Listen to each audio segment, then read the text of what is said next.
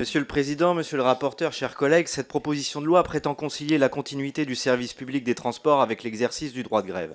En réalité, elle organise une restriction inédite, brutale et profondément idéologique d'un droit constitutionnel.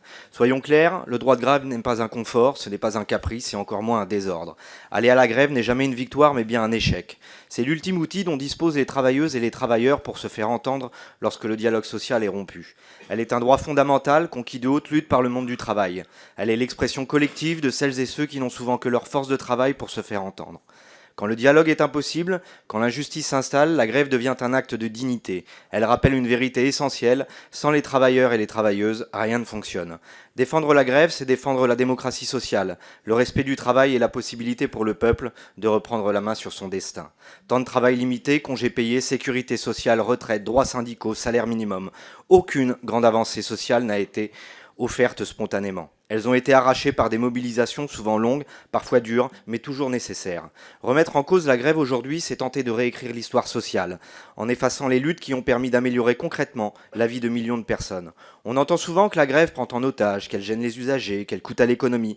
Mais une grève qui ne gêne personne n'a aucun effet. Son but n'est pas de plaire, mais de rendre visible un conflit que le pouvoir préfère faire taire.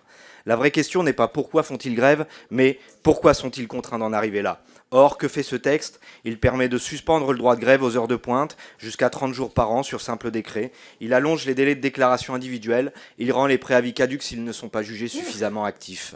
Il introduit des sanctions disciplinaires contre celles et ceux qui exercent leur droit de grève en dehors du cadre imposé.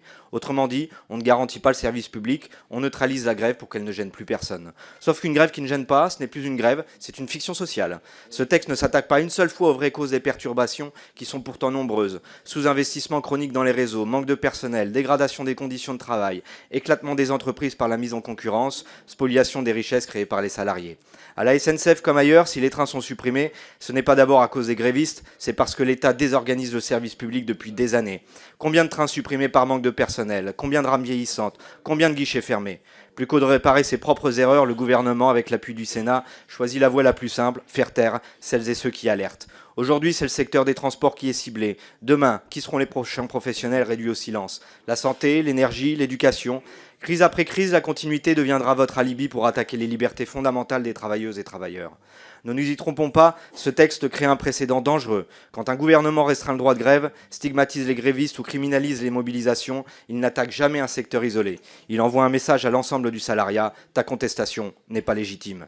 Pour notre groupe parlementaire, la continuité du service public ne se construit pas contre les agents, mais avec eux, par l'investissement, par la planification et par le respect du dialogue social. C'est pourquoi nous nous opposons fermement à cette proposition de loi et nous appelons à rejeter un texte qui affaiblit le droit de grève au lieu de renforcer le service public. Je vous remercie.